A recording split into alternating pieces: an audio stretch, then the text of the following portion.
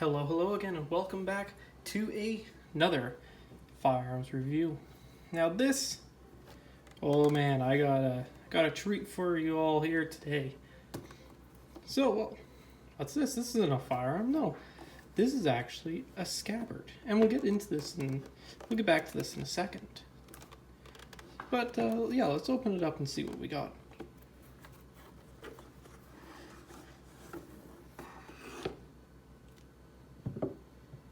Set that off a second there. So, what is this? This is a Smith & Wesson new model number 3 revolver chambered in .44 Russian.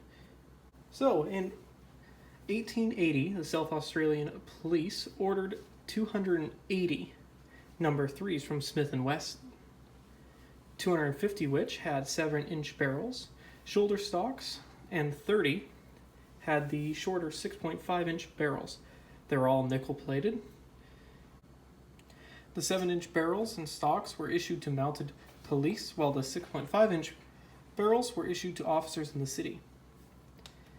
They remained in South Australian inventory until 1953, when they were sold as surplus to a U.S. firm in L.A., who then sold them to collectors. Now, let's talk about this one. So this one is actually one of the 36.5-inch barrel variants.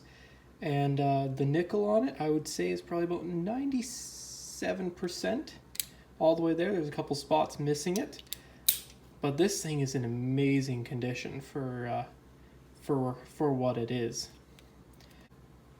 Now, I'll get into another video on how I ended up acquiring such a beautiful piece of history here, but we'll talk about mine. So mine is Smith & Wesson new model number 3, chambered in the great .44 Russian cartridge, which is pretty hard to come by. And in Canada, this classifies as an antique firearm, meaning I don't need my pal to own this. I don't need our pal to own this. This isn't prohibited. This is antique, meaning I can legally take this and carry this in the bush as pretty much a non-restricted firearm if I so please. Will I? Probably not. This is going to be a wall decoration, as I just don't want to wreck this thing. I might end up one day figuring out and sending it to a gunsmith to shoot it, but no, this thing's just amazing. So on the top rib of the barrel here, we have all the information, Smith & Wesson, Springfield, and the pattern, and the years and dates on that.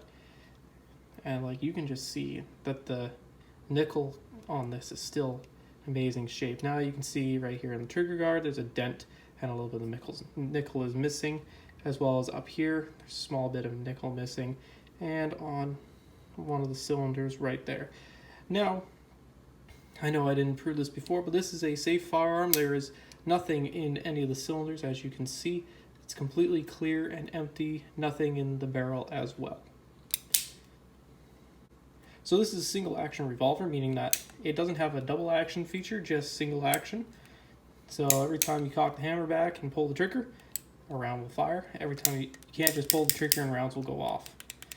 Now, the beautiful thing about this is this revolver, in such great condition it is it has a nice tight lockup and everything. Nothing's moving around really. It's quite amazing. Now, there's a lot of competition between this and the Colt 45 single action Army. The Colt, you obviously had the loading gate and you had to load one round at a time. But the Smith & Wesson, since it being a break action, you open it up and it ejects all 6 cartridges, and then you're able to load a lot quicker and easier than that.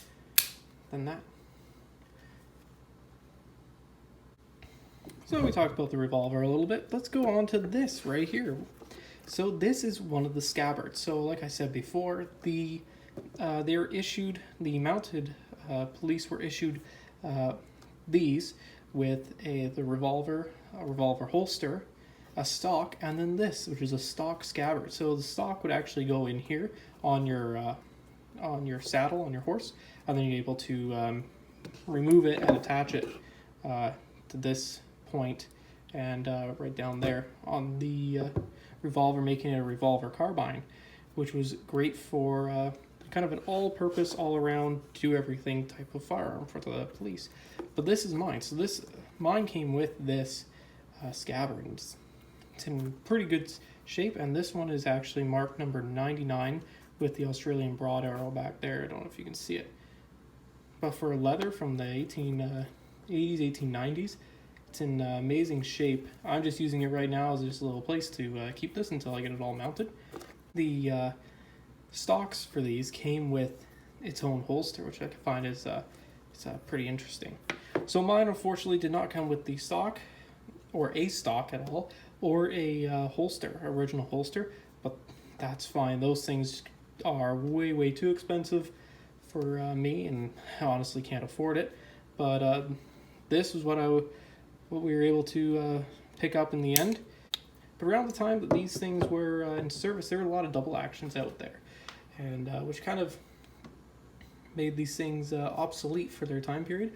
But still, a lot of military forces as well as police forces around the world ended up adopting these as their standard issue sidearm, due to the fact that these things were just built very nicely. So, hope you guys liked the video. Make sure to comment, rate, and subscribe down below. And let me know what you want to see next. Do you want me to do more videos about this? I could do a history lesson with you. I know there's a bunch from Ian from Forgotten Weapons. He's done a bunch on these types of revolvers. But if you guys want to know more about the history of these things, for sure let me know. And I'll do my best to make them work for you. So thank you guys for watching, and I'll see you in the next.